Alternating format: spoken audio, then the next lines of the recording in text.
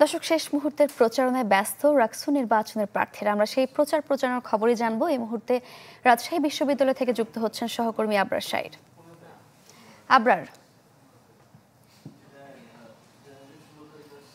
এখন পর্যন্ত আজকে অষ্টম দিনের মতো প্রচারণা শুরু হয়েছে এবং প্রার্থীরা ছুটছেন আসলে সকাল থেকে সন্ধে পর্যন্ত ভোটারদের দ্বারে দ্বারে।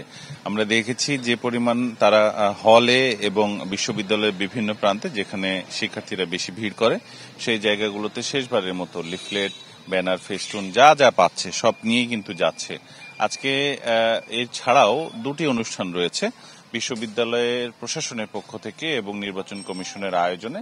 এখানে সকাল 10টাতে পোলিং অফিসার, পোলিং এজেন্ট এবং প্রার্থীদের নিয়ে একটি কর্মশালার আয়োজন করেছে তারা, এবং এই কর্মশালাতে সকলকে, সাধারণ শিক্ষার্থীদের তারা আমন্ত্রণ জানিয়েছে। গতকাল বিকেলেও তাদের একটি বিতর্ক আয়োজন ছিল যেখানে সকল ভিপি প্রার্থী এবং জিএস প্রার্থী যারা তারা মূলত অংশ নিয়েছিলেন এবং সেখানে তারা তাদের স্বপ্নের রাকসু নির্মাণের কথা জানিয়েছেন এবং কেন তাদেরকে যোগ্য বলে ভোট দেবেন শিক্ষার্থীরা সে বিষয়টি তারা তুলে ধরেছেন। আমরা সেটা দেখেছি। আমি বুঝি নির্মাণের শিল্প, সালাম স্টিল বোঝে ডিউরেবিলিটি। সালাম স্টিল, মোস্ট ডিউরেবল স্টিল। আজকে সকাল 10টার যে অনুষ্ঠানটা সেটি মূলত ভোট দেওয়ার যে কার্যক্রম, নির্দেশাবলী, কি কি নিয়ম অনুসরণ করতে হবে এই বিষয়গুলো নিয়েই মূলত আলাপ আলোচনা, এবং সেখানে বিশ্ববিদ্যালয়ের রাকসু নির্বাচনের সঙ্গে সংশ্লিষ্ট যারা তারা ছাড়াও যারা মূলত প্রশাসনের কর্তা ব্যক্তি, বিশ্ববিদ্যালয়ের উপাচার্য,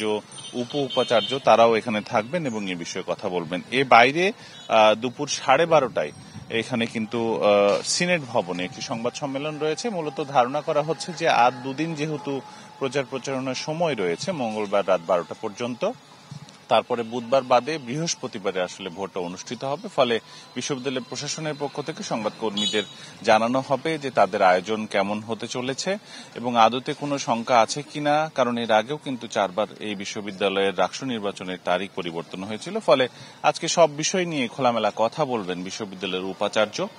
তিনি সংবাদকর্মীদের দুপুর 12:30টায় সময় দিয়েছেন। এছাড়া আসলে দুপুরের পর থেকেই মূলত ক্লাস পরীক্ষা একটু কম থাকে, তারপরে জমে ওঠে এই প্রচারণা এবং সব জায়গাতেই মূলত এখন ভোটের গল্প, ভোটের আলাপ এবং ভোটের চায়ের আড্ডায় জমে উঠছে। তো দেখার বিষয় যে আগামী 16 তারিখে নির্বাচনের দিকে সবাই মুখিয়ে আছে।